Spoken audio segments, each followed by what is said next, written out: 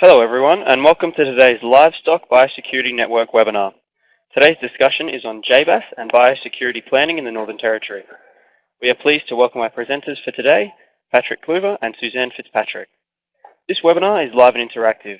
You are encouraged to participate by posting questions to the presenter, which can be typed into the chat box located at the bottom left-hand side of your screen.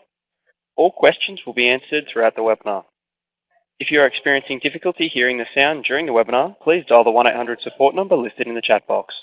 I'll now hand you over to Patrick to begin. Thanks, Jeff. Welcome, everybody. We've also got Sue Fitzpatrick on the line. So Sue and I are going to present today. I'm calling in from Victoria. And the reason for that is at some stage we'll have a Northern Territory representative LBN, but at this stage we're still in the recruitment phase.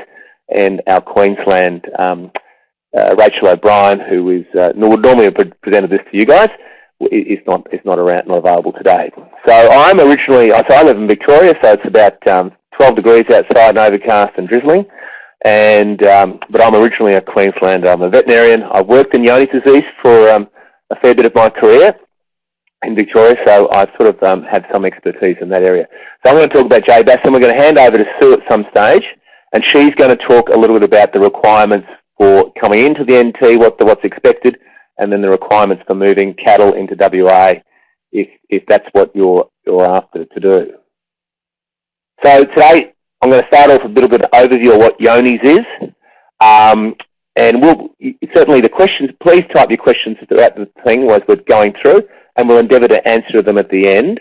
Anything we can't get through in a lot of time, we will send the answers out in a written form after the conference, after teleconference is over. So, Yoni disease overview, a little bit about what the review said about Yoni disease and why we're here today, and then some of the tools we got involved, and then and Sue will talk about the requirements for WA. So, Yoni disease, look, this is a disease which is reasonably new to Australia, so probably the first cases weren't really seen to the early part of the 20th century, so 1920s, and they occurred in dairy cattle in Victoria, and it's said to have been a dairy cattle disease ever since. It's a fecal-oral thing, so it's actually produced, the bacteria lives in the gut, causes the thickening of the gut, which causes the clinical signs. Now, in cattle, we see very little in the way of shedding of the bacteria until they're at least 2 years of age. Most cattle are going to break down with disease. We're looking at probably over 5 years of age. The other thing about cattle is there's a really good cattle age range for this. And so after 1 year of age, it's quite difficult to infect cattle, so calves. So once calves reach 1 year of age, we find it very difficult to infect them. And they basically get infected by eating contaminated pasture or contaminated water. Now they can become infected in utero, so as an embryo, or through milk, but most of the time we're talking about contaminated environment where they're grazing, they're picking up some feces that way. And even animals which are picking up bacteria from suckling, I mean there can be mycobacteria in the actual milk, but really mostly that mycobacteria is probably concentrated on fecal contamination around the udder. In our sort of situation, this part of the world with soft feces all the time and high stocking rates, that's what we see. Incurable disease. So basically, once the animal's infected, we can't cure it. Now, the clinical signs, there's two things we basically see. We see scouring, so diarrhea, and we see wasting. And at the same time, the animal's appetite remains quite normal. And they're still quite bright and alert. This is a picture up here of what a normal dairy cow looks like when it's got Yoni disease. So they really don't break down till quite late in life, so 5.7 years average for the first index case. And the age of breakdown is going to depend on a few things. It's that old relationship between the amount of bacteria inoculated originally, the type of animal it is, and the environment they're living in. So that stress caused by the environment or caused by the type of animal they are, meaning the dairy cattle, which are, we push physiologically to an extreme, are much more likely to break down disease than, say, a beef animal. With cattle, probably a lot of animals infected go to slaughter without actually showing any clinical signs whatsoever. So you may be infected for quite a while before they actually realise they're infected. So about half of the herds that show up in introduced animals, it takes about 3 to 4 years for that to happen. But about a third of the index cases, meaning the first case we see on farm, has come onto the farm at some stage and left the farm without us actually knowing. So it could have been in there for a number of generations before we actually realised that the disease is actually there. It's one of the reasons this disease is not particularly good at regulatory side of things. So regulation doesn't work so well because it requires people to actually volunteer that they've got the disease, but also a lot of the time people, in a third of the cases, people are infected obviously for a long time before they actually realise they're infected. The other thing I want to talk about is strain specificity. So this is talking about the ovine Johne's disease and bovine Johne's disease. So we originally thought for the last, and OJD has been sort of a new disease, the ovine Johne's disease in sheep has been a reasonably new disease, probably since the 1950s. A lot of herds, a lot of flocks are infected in this part of the world, in the high rainfall parts of southeast Queensland, southeast Australia. And for a long time we thought that occasionally that the ovine strain would get into cattle, but in general, in most situations that they were quite distinct diseases, meaning that for a regulatory point of view, if you had ovine Johne's disease and it got into BJD, that wouldn't even affect your MAP score. So MN3 herds had clinical cases of ovine Johne's disease and wouldn't lose their status. It was thought that it didn't spread, but in the interim, so since 1997 when we started having accurate tests to identify the two different strains, we realise now that about 14% of beef cattle with JD in Australia have ovine strains in them. And in areas where we have high rainfall, areas where we have lots of OJD, and in, say, the Western Districts of Victoria around Hamilton is, classic mixed grazing country, beef and sheep, and we've got a lot of OJD. Around about half the cases of BJD or JD in beef cattle is ovine strains. A similar situation in New Zealand, when they start looking and start strain typing in New Zealand in beef cattle, about 80% of the strains are New Zealand ovine strains. So this is a very different picture to what we see in the dairy industry, because in the dairy industry we have obviously a lot less crossover between dairy cattle and sheep, of course. But basically what this meant was that the premise that the strains didn't cross over to different species very readily was wrong. And of course the Queensland cases which occurred in 2012, 2013, that index property there was a bison strain, so a so-called bison strain, a strain which had been first isolated in bison in North America.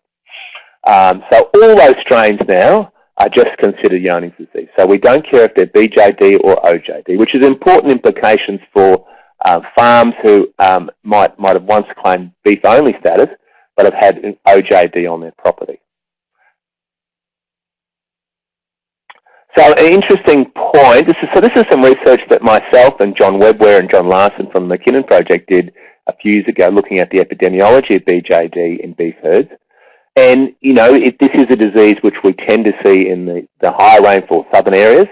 And in beef cattle, we really don't see that much of a disease expression at all. But one of the interesting things is that when we looked at what was the first index case on all the farms which had Johne's disease in the last 20 years, this was about about 2010, that 25% of the index cases were bulls. So 25% of the first cases on farm were bulls, which you might think, oh, that's natural because often herds are closed apart from the importation of bulls. But bulls seem to have be more susceptible to this disease than, say, cows. So in bulls, we see the animals showing signs much younger age, so 4.3 versus 6.3 years average.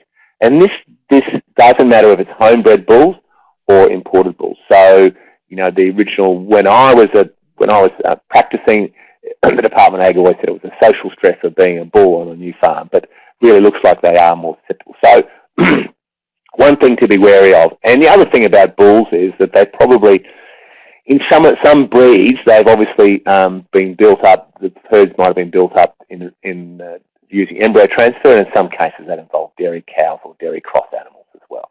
So that's probably one of what.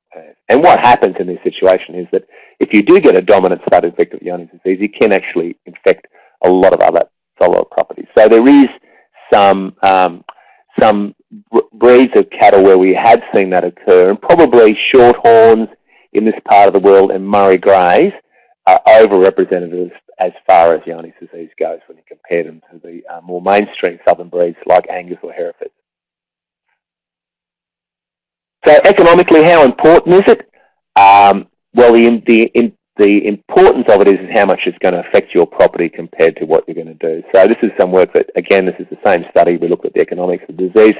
How is it going to affect us in there? And we're talking southern situations here. And this is the monthly cash flow with 10% discount on sale price. That's a 10% discount because you've got Johne's disease and you can't sell them. So comparing that to what would happen if you employed at the time, the current control programs, that's test and cull, testing with the blood test and culling any positive animals, partial destock, so partially destocking high-risk animals, so that's calf cohorts or offspring of infected animals or dams of infected animals, or a total destock.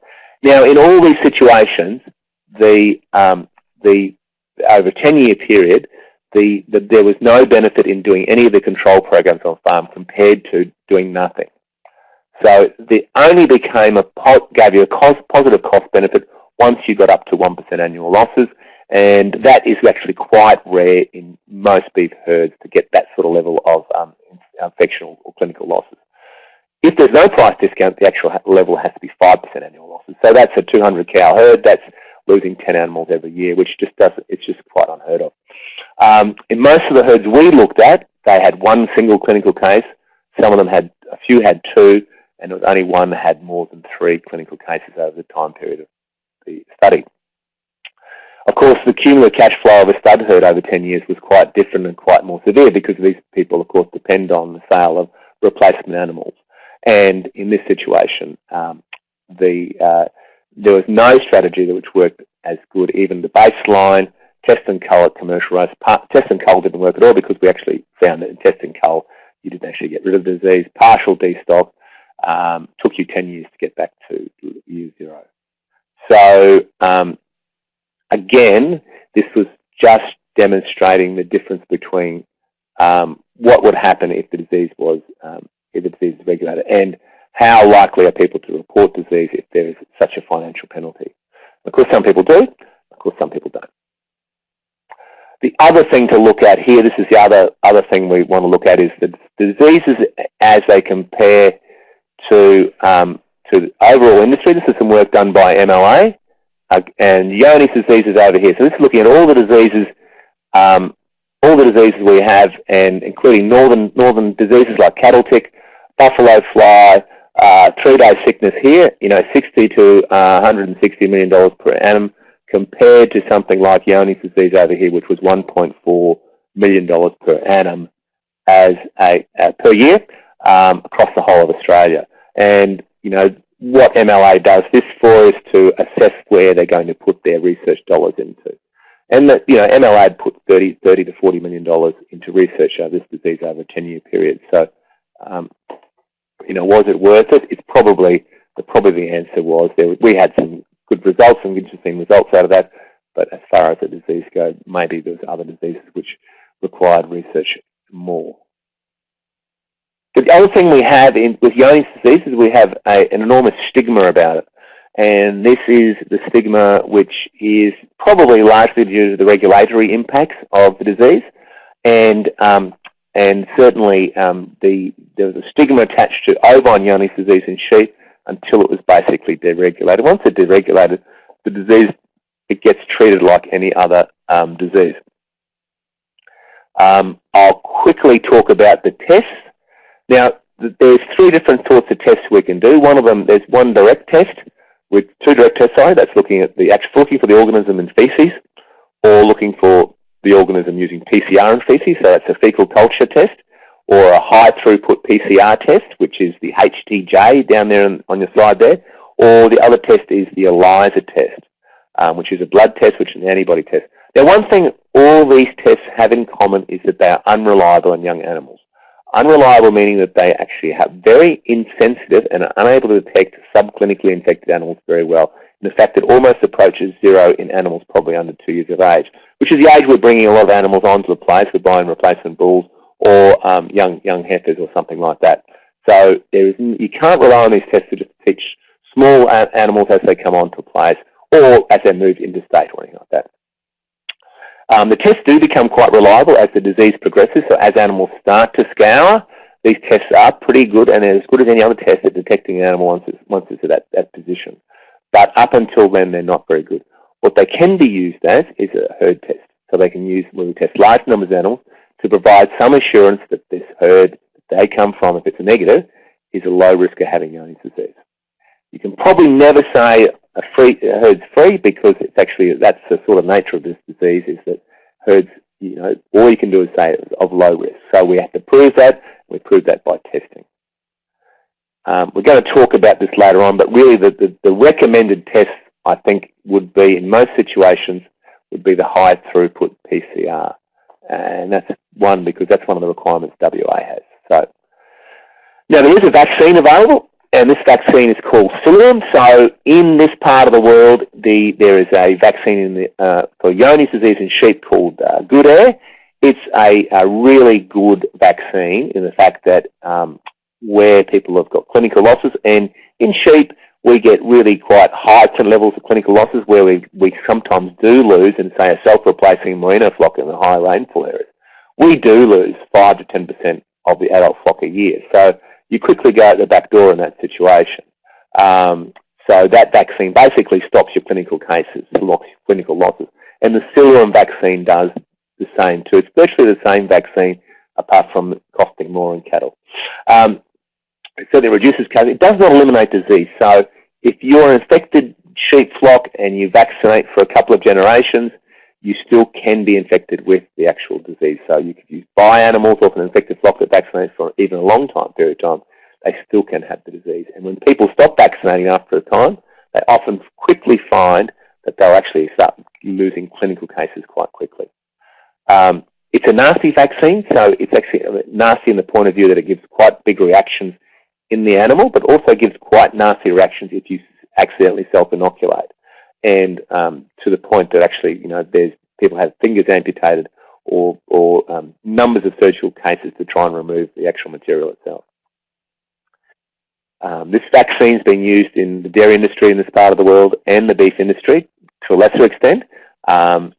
Animals are required to be permanently identified. In fact, they have to be listed under the NLAS as being vaccinated. They also have to have the 3-hole punch in their ear to permanently identify them, which is the same one for the older members of the audience for the used to be used for the strain 19 vaccine in cattle. And so this is what this is just to try and stop these animals entering the live export trade where they might be tested for TB. So, and this does have a little bit of a cross-reaction with TB. Excuse me. TB is caused by Mycobacterium tuberculosis, bovis, and of course this is a Mycobacterium paratuberculosis. Subsidised in this state, but in no other state. Johne's disease, 2016. So Johne's disease has largely been deregulated in the eastern seaboard, and that including Tassie and South Australia as well. It's still a notifiable disease in all parts of the country, meaning that it is still a disease that we're obliged as a country. Australia has to report this disease to the international authority, i.e. the World Health Organization for Animals. So once a year, the feds put together a report saying how many cases of Johne's disease we've had. So it still has to be reported, and that reporting obligation depends on the state you're in, but in most situations, if you suspect you've got Johne's disease, you've got to report it to your local Department of Agriculture, Department of Prime Industries and Resources, or if a veterinarian suspects Johne's disease, the obligation lies with them. WA and NT are maintaining a regulatory environment around this disease as their prerogative. J-BAS has replaced the cattle map, so the cattle market assurance program, which was the mechanism which low-risk herds, or usually seed stock herds, would identify themselves as being low risk for Johne's disease. That was wound up last year after a review suggested that it was, at the time, it was unsustainable. It had gone from a peak of about 2,000 herds and around the turn of the century to about 400 herds. So what makes this unsustainable is that, you know, these herds, once they get up to MM3, have very little opportunity to trade with other MM3 herds because you have to trade like with like. So, and there was the people involved in it was saying that it was that they weren't getting anything out of it, and that the cost and the worry of testing was actually not worth it for them. Okay, so the transitional period ran from June 2016 to June 30th, 2017. Then during this period, Australia is moving from a regulatory program to an industry-managed program in most states. WA and TCAM have chosen to maintain regulation at their borders, so there's requirements to get into the Northern Territory, and Sue's going to go over them, but there's also requirements to get into WA from the Northern Territory as well. The default position up until June 30 is the J-BAS 7. I'll show you what the J-BAS score is. That's the Yoni's Beef Assurance Score, and they'll remain at J-BAS 7 until June 30. After this date, NT and all states, well, basically Queensland's J-BAS 7, most of New South Wales and South Australia are, and in Victoria and Tassie, the former beef-only herds, which were given a score of 7, they will now lapse to a J-BAS 6 if they do not implement a biosecurity plan, which is being endorsed by a vet or a biosecurity plan. So the new framework, Yoni's disease is basically managed like many of any other disease on farm. The framework has tools available to assist producers in participating in the framework, such as the J-BAS. J-BAS is voluntary and market-driven, meaning producers who trade into a JD-sensitive market should consider their participation. So, and Sue will go through this. So, if you're trading into the WA, you certainly require J-BAS 7. But if you're selling within the Northern Territory, you'll consider who's actually buying cattle or trading cattle, because they might be trading into WA and they might require a similar status to what they are. So it may force other people to actually be up that status as well. There is a dairy cattle scoring, is separate as a new system, but it really basically mimics or mirrors what the beef assurance score is. So that might be, that may not affect people so much, but I certainly, we've had requests about people who keep house cows, what should they do? And I would suggest they actually try and, to minimise risk, and try and source dairy cattle from a low-risk herd that's equivalent to what they're aiming for. So this is the Yoni's Beef Assurance Scheme. So basically, it's a scoring system which enables you to apply some risk and apply a risk score to different levels of assurance. 0 being the unmanaged risk. So this is where infected herds, suspect herds, or herds of unknown, previously unknown status were, and the highest assurance score is level 8. So level 8 would be a lot of the old market assurance programs. Level 7 is where most herds are until June 30, and they will drop down to level 6 if they don't have a biosecurity plan in place by then. You can see over here that the requirements for to maintain those scores or move up those scores, so testing plus veterinary advisor for plans. So a veterinarian has to endorse a plan to stay at these levels here.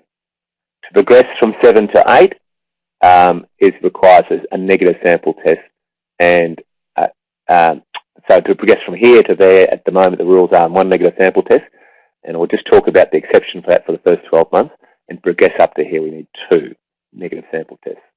I'm going to use 2 terms here today. Sample test is basically a test of the whole herd, which levels out at about 200 animals, and then there's a check test, which is a test of 50 animals within the herd. To maintain your score at 7, you require a check test. To progress from here, you need a sample test. All right. So J-BAS 7, the rules are producers must implement a biosecurity plan before June 30, or the requirement now is actually, and the wording is straight away, but if producers in the next 12 months don't have a biosecurity plan, if they drop to 6 and think that there's a requirement for them to get back up to 7, they are allowed to go back up to 7 if they do the following things. And this is how we maintain it, or we go back up to it. The plan does not need to, the plan The plan does need to be endorsed by a veterinarian. That's any veterinarian basically can do this, endorse your plan. Producers must undertake a check test of 50 head if no clinical cases or sample testing, a minimum of 5 years after last scanning. So basically we have to do a check test of 50 head before June 30 next year. And Sue's going to just remind you too that to get into the Northern Territory, get into WA after January 1st, we need to have this done in place before we try and send animals there too.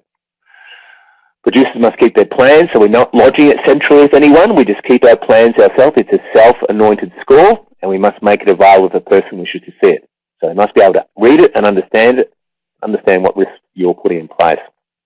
It also needs to be reviewed annually. So if you do nothing, this is where you default to after June 30, J-BAS 6. If for J-BAS 6, this plan does not need to be endorsed by a veterinarian, and you should have to put a biosecurity plan in place by the 1st of October, and that's to do with LPA requirements as well. We'll talk about that. The role of the veterinarian in J-BAS, so this is for the high levels, we need to employ a veterinarian. We would recommend that if you could, you'd use someone who'd previously worked in the cattle map, but of course in the states where the cattle map wasn't really functioning before this year, that's Northern Territory, WA and Queensland, there aren't necessarily a lot of cattle maps. They can still do the training, so that's at the Animal Health Australia website. They can do the BJD course, and that's going to make them more familiar with the testing requirements and what's required as far as the biosecurity plan goes for Johne's disease. Any vet can be used. A vet will need to oversee your plan to ensure it is adequate for J-BAS 7. A vet will need to assist you in checking test 50 head on your property, and the samples must be basically representative of your herd. The idea of the sampling is to actually identify infected animals if they exist on your property. The costing will depend on the veterinarian, basically how far you have to travel, of course, and all those things.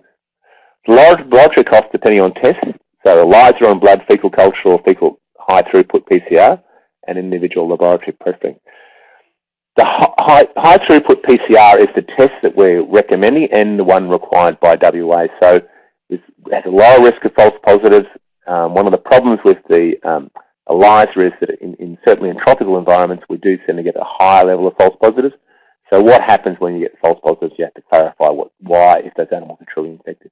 It can delay sales, etc. But anyway, the requirement is for most people will be to use the high throughput PCR. And this is Sue provided these costings here. So for high throughput PCR for a check test, that's 50 samples at Berrima Veterinary Laboratory, it's $1,000. For a sample test, it's $3,500 plus the collection cost. Now I'm going to hand over to Sue now, and she's going to talk about the requirements for animals entering the NT and for entry into WA as of now. Okay, Sue, you there? Sure. Yes, good afternoon everyone. Thank you for joining the webinar. Just on the economical impact, Patrick, it does have a significant impact on NT properties, particularly if their only market is the live export market, if they have JD infection on the property, because one of the requirements is that the property remains free of Johne's disease, and it depends on the market, but for the Southeast Asian markets it can be up to 5 years. So certainly if there was detection on the property, it would have a significant impact on the property, and they would need to look at alternate markets, domestic and potentially export as well. So in terms of the entry requirements for NT, from the 1st of July, so that'll be from Saturday, the requirements for bringing livestock into the NT will change. And so in addition to the other requirements on the NT Health Certificate Waybill, which is cattle ticks and other things, cattle that are consigned directly to an abattoir for immediate slaughter do not need to meet these requirements. So if they are coming through to, for instance, the AACO abattoir directly, then they don't need to meet these requirements. But any other cattle, including those that are destined to live export, need to be declared free from Johne's disease from the preceding five years. And that actually means JD infection. So I know there's been a lot of discussion with particularly Queensland herds where there may have been one or two animals that there has been infection confirmed and the property status of that herd may not have changed to infected. The reason for this particular owner declaration is so that those cattle are eligible for live export. It is exactly the same as what is on the property of origin certificate request. So that's the reason for that particular movement requirement. And I don't think we've actually got these details on this slide. They will be gazetted on Wednesday, so the new health certificate will be available on the website from Friday. For beef cattle, they need to be from a herd with a J-BAS 6 or higher, and this is cattle and buffalo. Or if they're dairy cattle or beef cattle that have been co-grazed with dairy cattle, they need to be a J-BAS 7 or dairy score 7. They also need to be managed under a farm biosecurity plan or property biosecurity plan. Now, the intent of this condition was that from 1st of July, initially all of the properties that had a J-BAS 6 were to have a biosecurity plan. There's been some move in the past 2 weeks on that requirement. And so what I can say from 1st of July, it will be on our health certificate, but it won't be a compliance issue for us until 1st of October. So we'll talk a little bit about that later. But just for you to be aware, it will be on the health certificate, but for the next 3 months, there won't be any compliance action taken for those that don't declare that they have a farm biosecurity plan.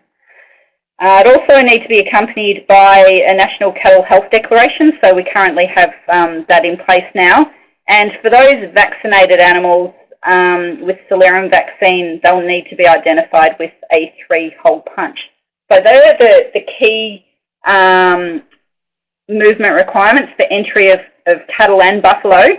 There's also some minor changes to the entry requirements for sheep, goats, deer, alpacas, llamas, camels, and that is because they're also susceptible to JD. And I won't go into those details now, but just for you to be aware, they are on a different NT health certificate waybill, their requirements, and it really is to be in line with the cattle entry requirements, with the property being free for the preceding 5 years of Johne's disease.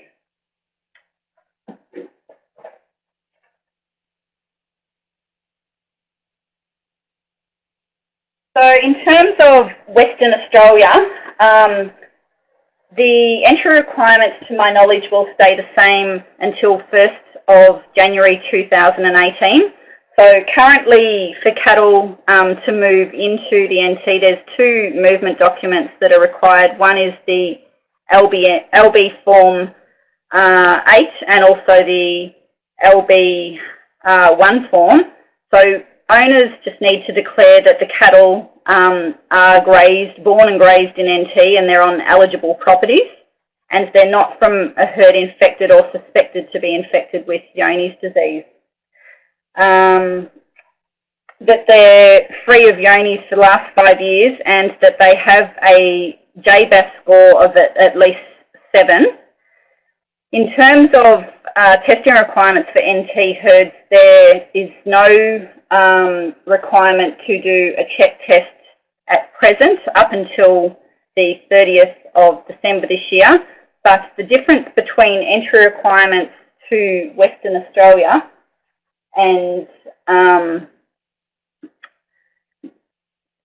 I've just lost my train of thought. The requirements to Western Australia and the J-BAS is that for cattle moving to Western Australia, the check test will need to be done within the last 12 months of movement. So to maintain a J-BAS score 7, you just need to do the check tests every 3 years. But if you're regularly trading into Western Australia, the check test needs to be done within the last 12 months. So for those that trade each year, they will need to do an annual check test. But for those that are just wanting to maintain a J-BAS 7, it's just the 3 years. So these changes that will occur in 6 months' time on 1st of January is because the NT entry requirements are moving to a J-BAS 6. WA's advised that they have changed the requirements for both Queensland and NT to be consistent. So that's the reason behind that. It is very difficult keeping up with the changes. The movement conditions are changing regularly. So the advice is to call your stocky or livestock biosecurity officer just to get the latest updates. It does take a couple of days for any changes to get up on the web.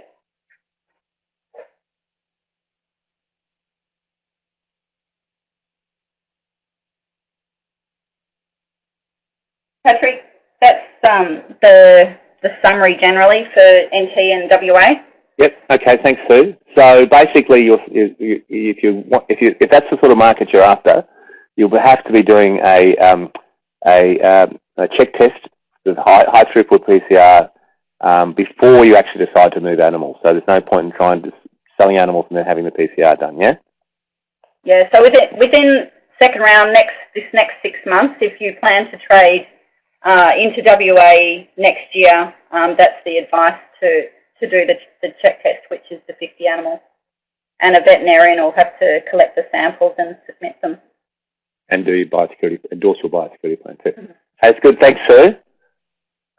So what is a biosecurity plan? Well, now, a couple of things about biosecurity plan. There's a whole lot of things. It's basically a risk profiling tool. It's basically a risk mitigation strategy that assesses and implements steps against biosecurity threats.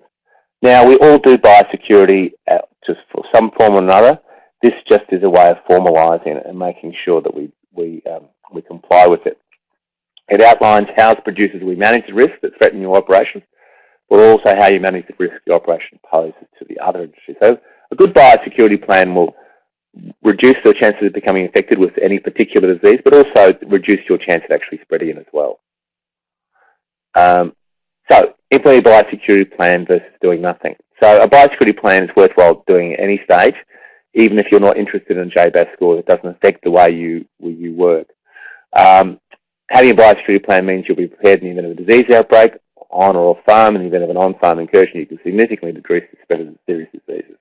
So that's in putting things in like quarantine periods for animals arriving, etc., etc.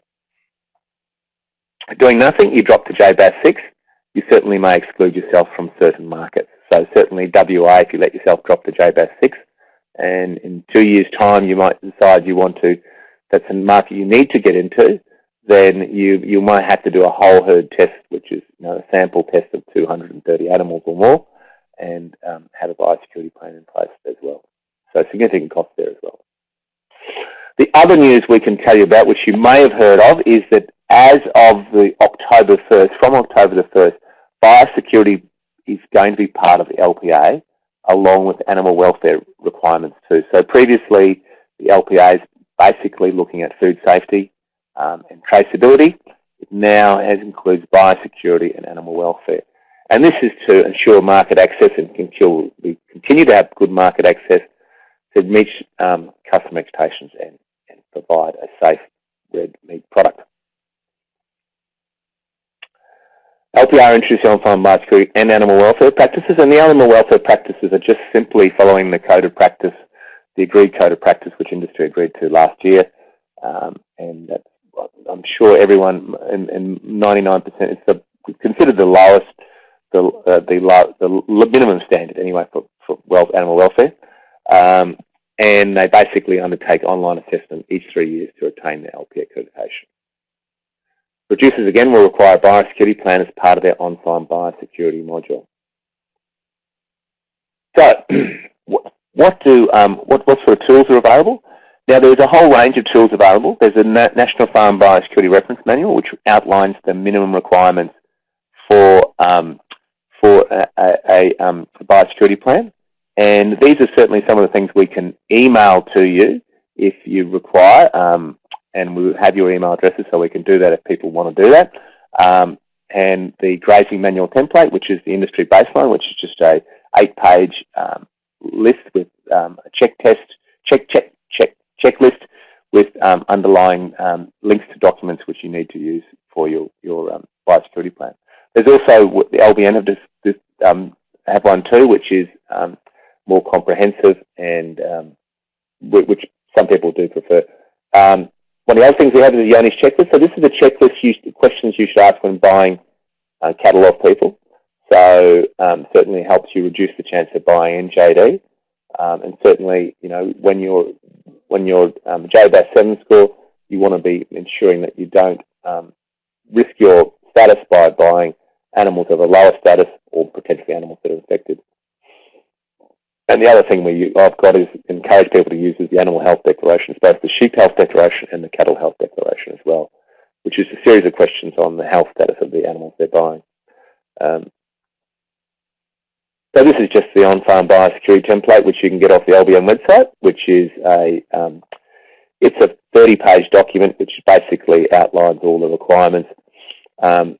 And just basically, mostly it's a tick yes. I check animals for health status when they arrive, making sure that you have national health declaration, that your pre-purchase inspection, tick yes, all those things.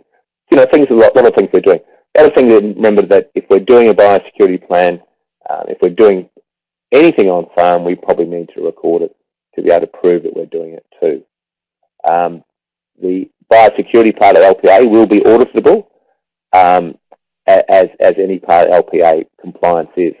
The other thing with the biosecurity plan and Yoni's disease goes is that the Yoni's disease is not necessarily a component of the LPA requirement. It's an additional section in the biosecurity plan which is specific to Yoni's disease. So you can do an LPA biosecurity plan and leave out the Yoni's disease thing. Of course, you can't have a higher level of J-BAS score 7 or 8, of course, in that situation. So this is just the front page of what the biosecurity plan looks like, and this is what the cattle health declaration looks like here. So the questions, there's questions on biosecurity. Is there a biosecurity plan being implemented on farm? Are these animals homebred? There's some questions on pestivirus here, on EBL, which is a disease of dairy cattle mostly. And then there's some questions on Yoni's disease. Have they grazed with other susceptible species in the last 5 years? Yes, no. And for that, it would be sheep in this part of the world. And certainly if they were co-grazed with sheep, you'd probably have to ask more questions. Or the other one is, of course, have they been co-grazed with dairy cattle and or sheep? Have they had what testing has been done? Have they had a check test when the test was done? And then if they're dairy cattle, what was their dairy assurance score? Some other questions on what vaccinations they've had and what sort of drenching history they've had too. So a useful document to have all the time, and if you had a biosecurity plan, it's something you probably, or if you had a Yoni's J-BAS score of 7, it's certainly something you should keep and ask for and keep when you're actually purchasing animals. The animal health declarations are on the Farm Biosecurity website, that's farmbiosecurity.com.au. And still unsure? So eventually we'll have a Northern Territory manager here, but until that date, we're going to, Rachel O'Brien will be your contact from Queensland. Now Rachel's, obviously, she's based in Gympie, recently based in Cloncurry. She's a former Department of Agriculture employee, and she's able to answer questions, and the same Sue's contact details are here as well. Now, so we have some questions here from people, and please email me about, is there any way of upgrading a mob of cattle? Now, let's just go through some of these questions. So you jump in, Sue, if there's any questions you want to answer there. So this is from someone, does the vaccine have to be injected annually, or is the vaccine once in a lifetime shot? The one-off shot, which was given usually as to calves, or in the case of sheep to lambs, and it's just a one-off shot. Quite expensive to give, so it's going to cost about $35. I don't think it'll be, even in infected herds down here, infected cattle herds is probably not worthwhile doing. What will be the status of feral, Jocelyn C, this might be an answer question for you, Sue, what will be the status of feral camels? Feral camels? There'll be a zero. I can't imagine. They're not they're feral, so they're unmanaged. Yeah, so there's no risk assessment done on them. As far as risk goes, as far as spreading the disease goes, they would be considered really quite low risk as far as that goes. So they wouldn't have to, they wouldn't affect your Johne's disease status if you had camels on your place, I suppose. Is that right, Sue? Can you just say that again? I was reading. Oh, sorry. I was just saying they wouldn't affect your status, though, if you had feral camels on your property. I doubt it very much, yes. Yeah, no, they're considered low risk.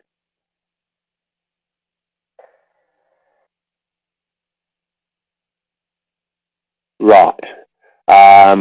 Other questions, please email me. What happens if property is destocked? What happens with the J-BAS?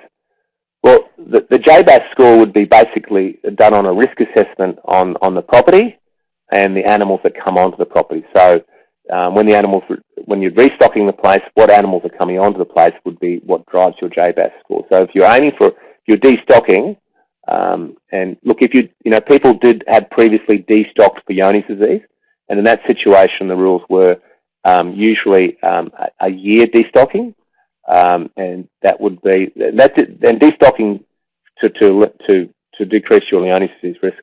You're allowed to graze animals, young animals, for a short period of time on these properties too, and then restock. Your J-BAS score would be dependent on what those animals were and what the history of them are. Obviously, yeah, so if you were sourcing the cattle from interstate, they'd have to meet the entry requirements, so you'd be a J-BAS 6 as a minimum, and if you source them from a 7 herd or an 8 herd, then you'd move to that status as well, and then need to maintain that status. Yep, so just be aware of the status they're at too.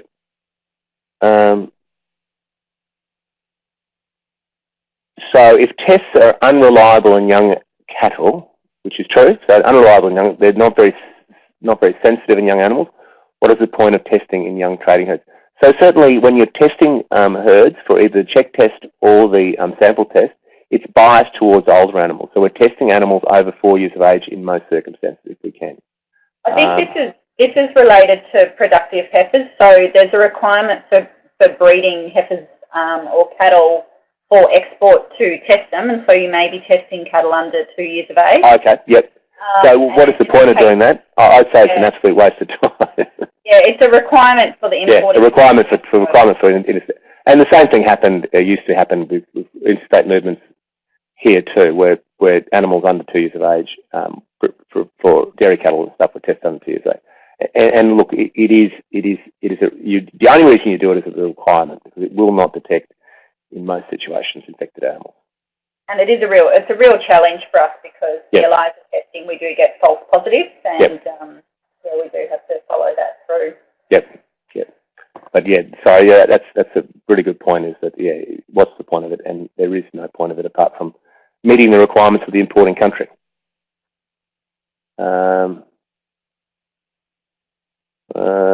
Feral animals. Someone asked if boar goats, can we do one check test over 2 properties and partnerships? We run cattle on both. Look, Sue, I was going to ask you this question. Now, as far as like biosecurity plans are, they're really quite property specific. So for LPA requirements, they would be, you would have to have a separate biosecurity plan for each state, for each property, for each pick you have. Yeah, to be pick-based, unfortunately. So if the 2 properties were under 1 pick, then that would apply. But if they are 2 separate picks, unfortunately, there would be a separate need for testing and biosecurity plan on each of those two properties or 2 picks. Yep. We run cattle on both. We run cattle on both properties. Yeah. So that's the answer there. Is it's pick specific, and you need one for each pick.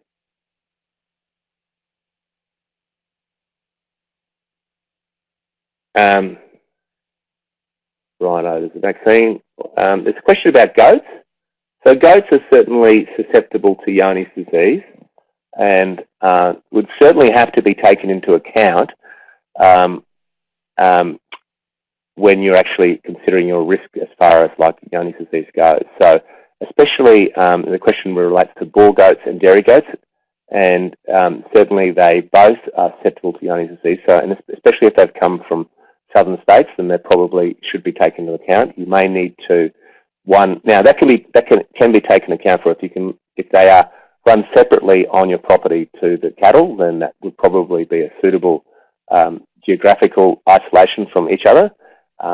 If they're not, then you certainly have to be able to show that they're of low risk somehow to maintain a higher J-BAS score.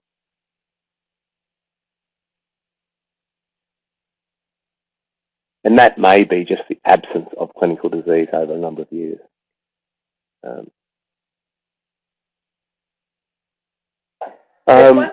The very first question, Patrick, yep. Is there any way of upgrading a mob of cattle from one score to another, e.g. if we run a property that is J-BAS 7, can we buy a mob of J-BAS 6 cattle and upgrade them by testing or quarantine? Yeah. So, look, the specific rules of the requirements are that if you can show that they are of similar risk to your cattle, then it's all right to bring them on. So now a J-BAS 6 from a high rainfall area in, say, southern Australia compared to a J-BAS 6 from Queensland are quite obviously two different levels of risk. So in that situation, if you bought them and you could prove that they were of similar risk, then you could allocate them to a similar J-BAS score as you got at the moment. And that may be easy to do or harder to do. There are no rules as far as testing or quarantine, but you would be sensible to, if it was possible, to manage them quite separately from the other animals, if you could. But that's the rules at the moment. It is actually of same status or above, or a similar risk profile is what the actual words say. So it is possible to do it. And just on that, one of the WA entry requirements is that cattle have had no contact with cattle of a lower JD status. So certainly, if you're good point, Sue. That would exclude you from doing that sort of thing. What would your advice be if we had a dairy cow and her background is unknown? So once again, in their existing or in another state to bring in. So if we were importing dairy cows, they have to be a J-BAS 7 or a dairy score 7. Yep. So they're actually a higher status than the beef cattle coming in, if you want to put it like that. Yep.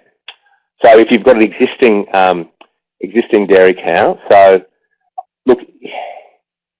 Our properties have been considered an MN1, monitored -1, for the purpose of trading. So effectively, the cow probably, and again, it's if you're trading with Western Australia, that seems to be our limiting factor. That dairy cow is likely to be considered at least probably a dairy score 6, I would say, if we're it would be either a 7 or a 6 for the purposes of trade. So, and I mean, as far as managing a house cow goes, it can be managed quite reasonably, and I think quite effectively if they're, because you can actually separate them off from the main production units and production areas of the farm. It can be, but you've got to take into account, where the animal is. Does it mix with can it mix? It shouldn't mix with younger animals on the place at all.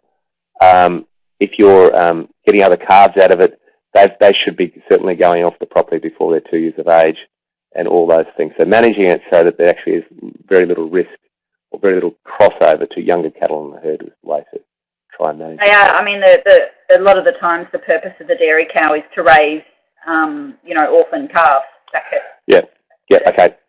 So that's fine as long as those orphan calves don't rejoin the herd, I suppose.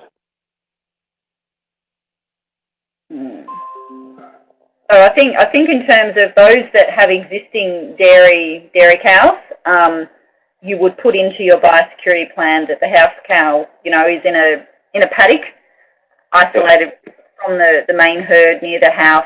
You can certainly, the use of them is for raising those orphaned calves to some degree, or calves of cows with bottle teats, and then how you manage those calves from that point forward. But the point of the matter is that those dairy cattle should be the same risk status as the beef cattle, so they're from a herd that doesn't have Johne's disease, or has a very low risk of having Johne's disease. Yep. Question about feral donkeys, similar to camels, probably, they would be considered no risk as far as spreading the disease. Information sheet 1, it says Silurium vaccine cattle may not be eligible for live export to some countries. Which ones? I think it's basically they're excluded from export to basically all countries, I believe. I think the idea is that we don't want to be exporting these animals, and the reality is that Silurium vaccinated cattle was going to be the minority of animals, although they have, and they're mostly going to be used in dairy cattle in the high rainfall parts of the world. But there may be some bulls might be vaccinated with Silurium vaccine in the future, but certainly we don't want them turning up getting tested in the foreign countries, basically.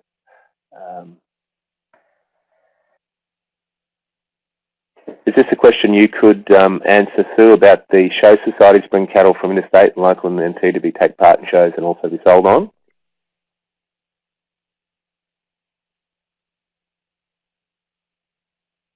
I think there's some extension material that's being developed by Animal Health Australia.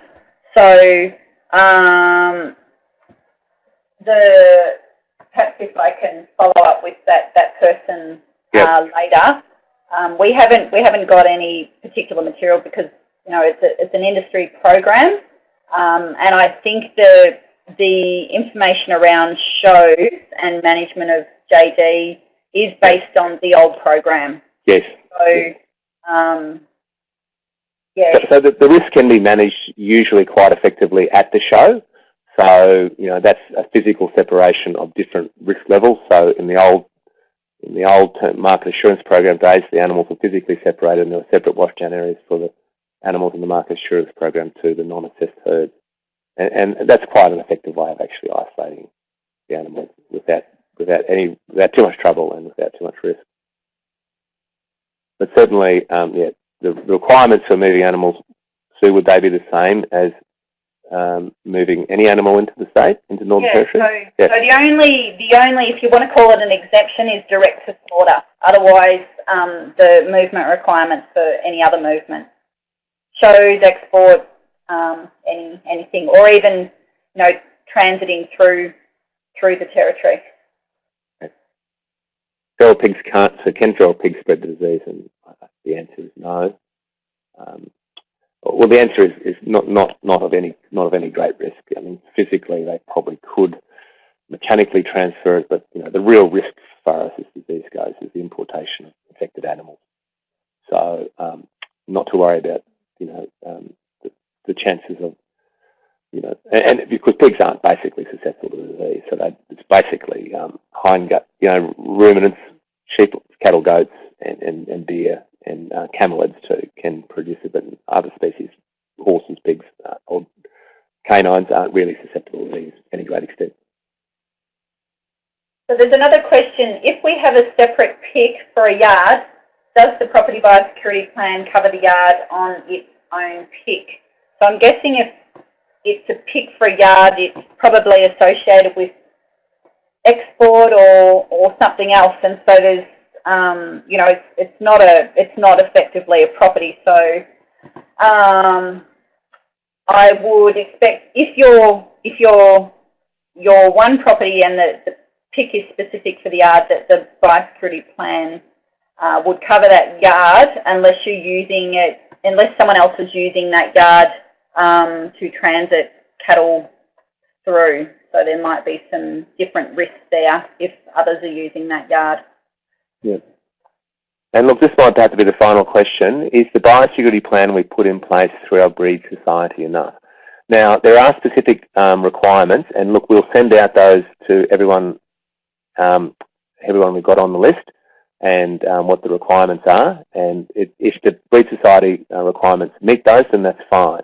But there is a number of sections you have to address in a biosecurity plan, and they must be done for the pig. And for the Johne's disease sections, there are specific, for the optional Johne's disease section, which you have to do to be J-BAS 7, they certainly have to be put in place, definitely. So. And the government will not be keeping any records of J-BAS scores or statuses of properties. There's just a question there on will there be a record? Yep, that's a good point. You don't have to lodge this plan anywhere. You don't have to lodge the LPA biosecurity plan anywhere. It's something you keep on hand yourself and make it available to people if they request it. So look, I think that's 3 o'clock. That's the hour up. We'll lock it off there. So we'll send those things out, I'm just going to hand over to Jeff, and he's just going to do a quick assessment of a quick online assessment so everyone can rate the presentation and the format of the presentation for us. So Jeff, are you there? Hi Patrick, yes, I'm still here. Thank you both to you and Susan for your presentations, and thank you to everyone for participating in our webinar today. We ask that you please stay logged in to take our online exit survey, which is on your screen now. We thank you in advance for your feedback, wish you a great afternoon, and I hope to see you at another LBN webinar soon. So please put in comments there, and please fill this out and take a little time to do this. It only takes a minute or so. So we'd love to hear your feedback. Thank you.